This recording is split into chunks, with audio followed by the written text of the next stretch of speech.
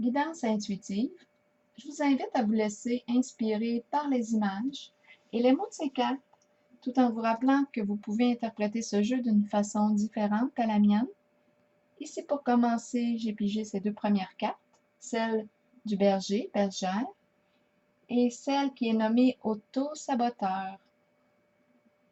Donc ici, on me présente une personne qui veille, qui prend soin de ses moutons, une personne qui prend probablement bien soin des autres et qui à la fois s'auto-sabote.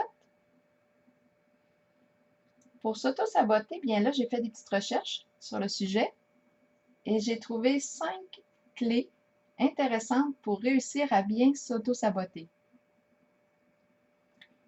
La première clé est de vouloir plaire à tout le monde.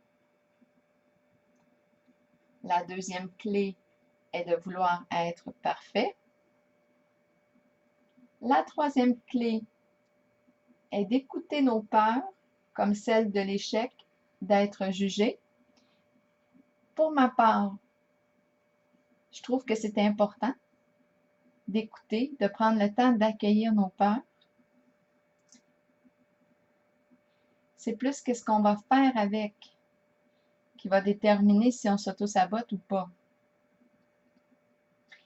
La quatrième clé est de se dénigrer et de dénigrer les autres, se comparer aussi aux autres. Quand on se compare aux autres pour se dénigrer, c'est là probablement, oui, que ça devient de l'auto-sabotage. La cinquième clé est d'être persuadé que la chance et la malchance existent. Je déposerai le lien de cette vidéo dans l'espace des commentaires. Ça peut nous faire réfléchir. Comme 4 conseils pour aller avec ces deux cartes, j'ai pigé celle de l'automne, de mon oracle de l'âme intuitive. Cette carte nous invite à permettre aux choses, je vais ajouter de permettre aux gens, de changer. C'est une carte de dépouillement, de détachement, qui amène un vent de fraîcheur. C'est ce que dit la carte. Poursuivons avec la carte du pouvoir ici, à l'envers, et celle des gens à la bibliothèque. Et j'en ai pigé une autre pour essayer de comprendre. Et c'est celle du coup de poignard dans le dos. Donc, c'est une carte qui nous parle ici de trahison. Ce qui m'est venu à l'esprit en regardant ces deux cartes, celle de la bibliothèque, c'est le rat de bibliothèque. On est en contact avec un savoir, la connaissance, on apprend à travers nos lectures, on s'instruit, on emmagasine des connaissances, de l'information sur un sujet, on étudie. Avec la carte du pouvoir à l'envers, bien là, il se passe quelque chose ici. Comment se fait-il qu'on vit un sentiment d'impuissance? C'est comme si on n'arrivait pas là à contrôler une certaine situation. On a de la difficulté à maîtriser le lion. Et on peut commencer ici à s'épuiser. Je pense qu'on me présente ici une personne qui a le mental très fort et ses connaissances intellectuelles ne suffisent plus pour contrôler la situation dans laquelle elle est, ou peut-être bien même une personne. On n'arrive pas ici à avoir le pouvoir, le contrôle sur la situation. On vit possiblement un sentiment d'impuissance à l'intérieur de soi et c'est difficile à gérer. Là, la carte de la trahison, je ne la comprends pas tout de suite, je vais attendre.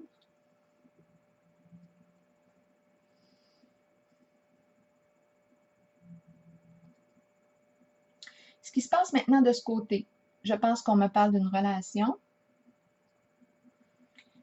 avec la carte de l'espoir à l'envers et celle où on voit le pont, l'arc-en-ciel. Cette image me fait penser à la relation, le lien.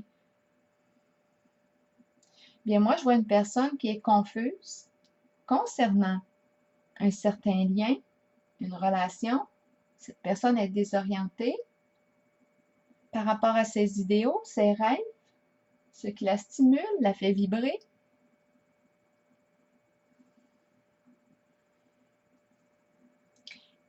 Elle est désorientée par rapport à sa relation.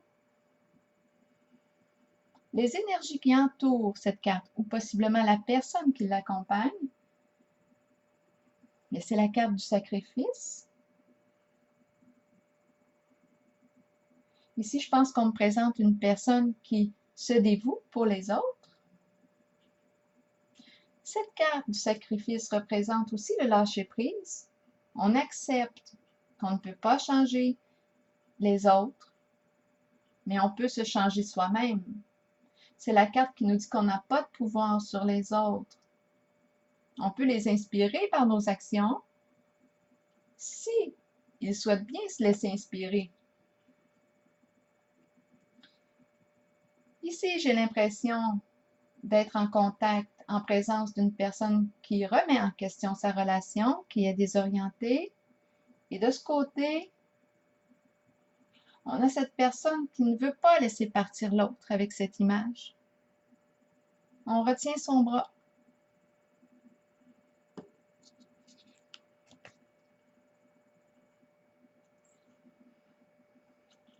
On n'est pas prêt ici, je pense, à vivre cette transition. C'est une carte de sacrifice qui peut nous parler d'une transition aussi.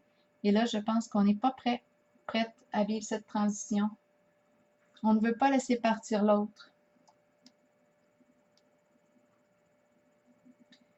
En arrière-plan, quand j'ai calculé les cartes,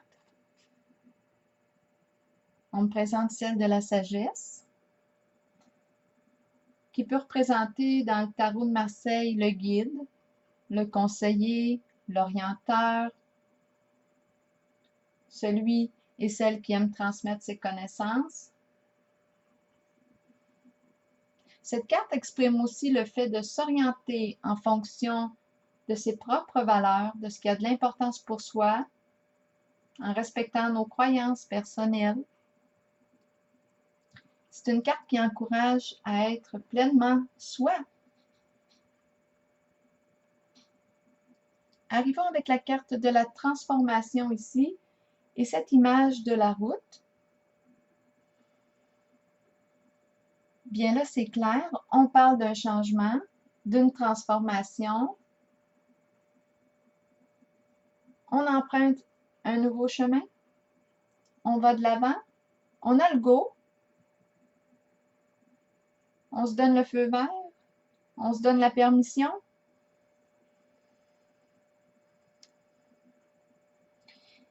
J'ai pigé une autre carte de mon oracle de l'âme intuitive, c'est celle de l'hiver,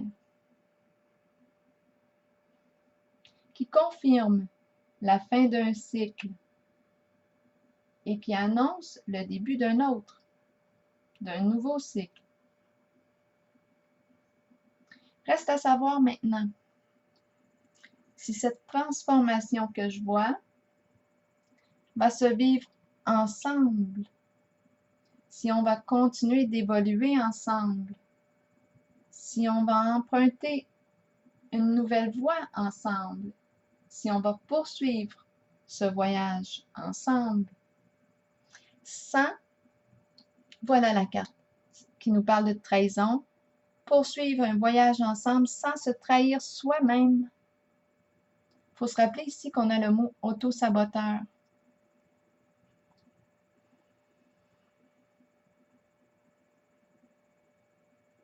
Voyager ensemble tout en se respectant soi-même dans nos choix, dans notre identité, dans nos préférences, dans ce qu'on est, oui, ce qu'on aime aussi, ce qu'on veut, tout en étant avec l'autre, en le respectant dans ses choix, dans ses préférences, dans son identité.